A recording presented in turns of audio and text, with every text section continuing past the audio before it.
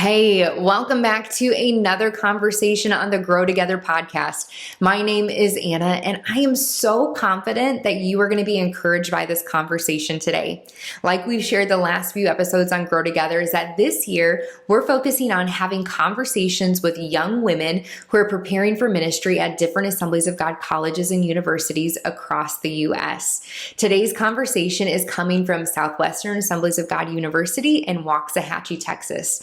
These two young women boldly and bravely share their stories about the rewards of taking risks that God has invited them to that felt uncertain, that felt scary, and they didn't really know what the conclusion would be, but how God supernaturally intervened for them. So Alejandra Diaz and Chloe Hop, I so believe that you're going to be encouraged by their words. So pull out an iPhone note or a piece of paper, because there is going to be a gold nugget in this for you today. So enjoy this conversation from our two friends at SAGU. Hello, friends. I'm Rennae deFreitas, the director for World Ministries here at Southwestern Assemblies of God University, and we are coming to you from the broadcast studios here at SAGU. What a joy it is for us to be a part of the Network for Women Ministers podcast, Campus Edition. Yeah. I have two of my students here, and so today our little podcast is focusing on risk. So I thought it'd be cool for you to share a little bit about yourselves, first of all, and tell us about yourselves, what your major is, and maybe a fun fact. Yeah, awesome. So I'll start. My name is Chloe Hop. I am 20 years old, and I'm a junior here at SAGU. I'm majoring in digital media arts. And a fun fact about me is I'm the current Miss Frisco, which is crazy and wild. Miss Frisco, cool. Yeah. That is a fun fact. Yeah, that's so cool. Ale. My name is Alejandra. I am 22 years old. I'm a recent SAGU grad. I graduated with a church leadership major and associates in Bible and intercultural studies. A fun fact about myself, I am half Honduran and half Guatemalan. Ah, cool. Which is really, we have so many students, international students, and a lot of diversity from a lot of Hispanic, Latin students that are here on campus. So that's really cool. Absolutely. That is a fun fact. Man, talking about risk, I'm thinking about this being a part of Miss Frisco. Was that risky? Yeah, so really it started last summer. Miss Texas exists. So it's the Miss Texas organization. And I had seen it pop up on my Instagram. Okay, cool. Miss Texas. What does that have in my life? Nothing, I thought. And I just felt kind of a push to do it from the Lord. I was like, okay, I'm going to give it some time. I'm going to pray. I'm going to feel about it. I swear to you, I would read scripture. I would pray. And it was all like, do it. Take the risk. Just do it. And so I ended up competing at Miss Texas this past summer. It was really cool. It was very much out of my comfort zone. Right. I am not the type of girl who has, all these things. I barely wear dresses. Oh my goodness, I had to learn how to put on fake eyelashes. Yeah, and you're usually behind the camera, yeah, right? You're in digital media arts. Exactly. Yeah. I'm the one who's micing people up, making sure everything's white balanced. I'm not the one in front of everything. So that was a complete 360 then when you're on a stage and you're asked to pose and, So you weren't in it really for a title. I mean, and what girl, I always admire anybody that does a Miss America pageant or any of the pageants. I admire it because you're putting yourself out there to be judged, right? More than the judges. But you weren't in it for that, right? What was your motivating factor? So truthfully, it was a way for me to share my testimony and my calling in life. So growing up, I was really confident until about middle school. I became severely insecure. And truthfully, I got freed from that at an experience I had at youth camp. So a large part of my testimony is how Jesus came in, told me, hey, girl, no, you are worth so much more than what you give yourself credit for. And so it was really neat because in the Miss America / Miss Texas system, you have a social impact initiative. And so with that, you share something you're passionate about. So mine is called Uniquely You, Empowerment Through Individuality.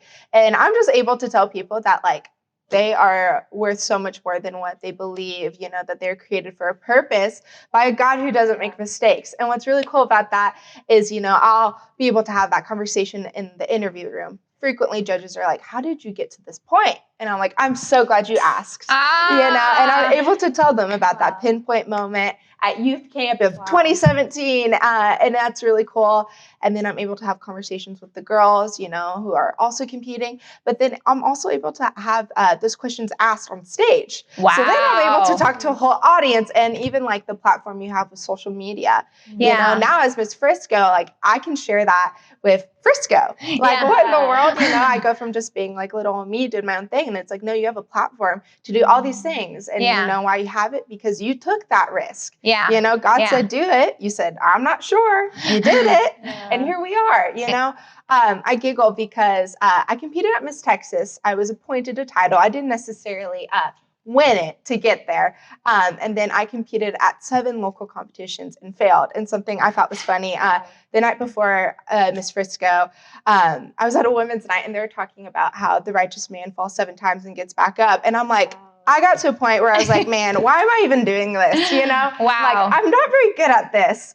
But I still felt that call, you know, I still felt that push. And so I did it and I won, and it was a shocker, but it was such like a gift because it's not about a title, you know. It wasn't about a title for you. It wasn't about the title. It's about what God can do through me. Right. And just your obedience in it, right? Yeah, exactly. Taking the step.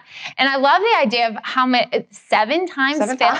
I think a lot of risk involves, I'm going to be okay with failure. Absolutely. Because success isn't the point. Exactly. Obedience was the point. Yeah. Right? It's like if I was just in it for a title, I would have left a long time ago. You know, I would have saved money. I would have saved time. But that wasn't the point. Yeah. You know? Yeah. That's cool. Ale, how about you? Have you had any risky situations in your life? Yeah. It was different, but I love how your story is so like about consistency, also in the risk. Yeah. Consistency. And that's so important when we're walking with Jesus. But with my story about taking risks, coming to SAGU really was my risk. Coming to college, right after high school, my dad, he had to go to Honduras for his immigration appointment. And long story short, it turned out that he couldn't come back to the States. Wow. And that was a huge change in my family. Like, and then knowing, like, I applied to SAGU. I got accepted. My plan was to go into the fall. And then having one parent absent in the household, having one parent only working. And then the other one's not there to provide. And so you have to risk, okay, I'm going to go to college. And college is not cheap at all. Right. So having to financially trust in God, you know, that he would be the provider. And not only for myself, but also for my home, also for my mom, for her to pay the bills and everything. And so coming to SAGU was a risk for sure. And it was crazy because it wasn't like there was a lot of encouraging voices in the midst of that. Yeah, sometimes they're like, where are the voices, right? Yeah. When you're taking a risk, it's not something easy. It's not like, wow, this is a road full of roses and flowers. No. Risky stuff. There's mountains, there's rocks, there's difficult moments, and not everyone wants to go through that. So there wasn't a lot of encouraging voices. On the contrary, there was some people who would tell me, don't go, like stay, help your mom pay the bills, stay and get a job, you know, wait for college till later. And it was crazy because my mom was the one who pushed me to go. Wow. She was never like, oh, we're not going to have enough. Like she never had those negative comments. Yeah. She trusted in God and she was like, no, go. It's going to be a step of faith, but you should go.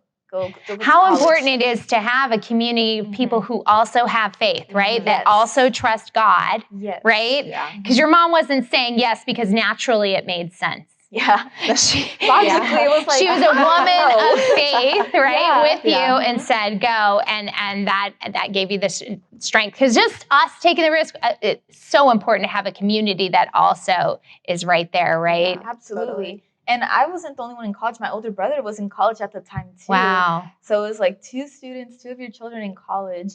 And like my parents not having like the biggest job ever, like, wow, all this money is gonna come raining in. Like, no, it was like trusting in the God of the universe, the God who owns everything, to come and provide. Yeah. And for myself, for my brother, for my mom, for my dad in Honduras too. Wow. And trusting in God.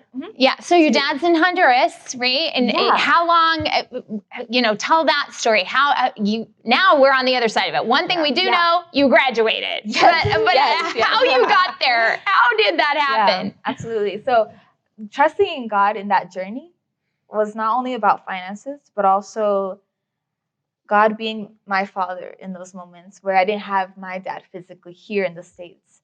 My dad being over there for so long, 2.5 years. 2.5 years passed. It was October of 2021 where God opened the doors.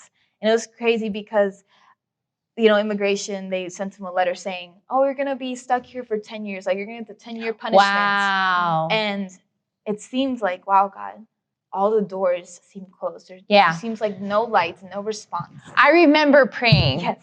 And I remember we had this one prayer request where you're like, God, could you just bring him back for your graduation? Yeah. That was what you were praying for. And what happened? And it was crazy. He came back. I was at SAGU here. My mom called me on the phone and she was like, he's back. He's back. And that was like the craziest surprise because he didn't even tell us. It was more like he came as a surprise. And so,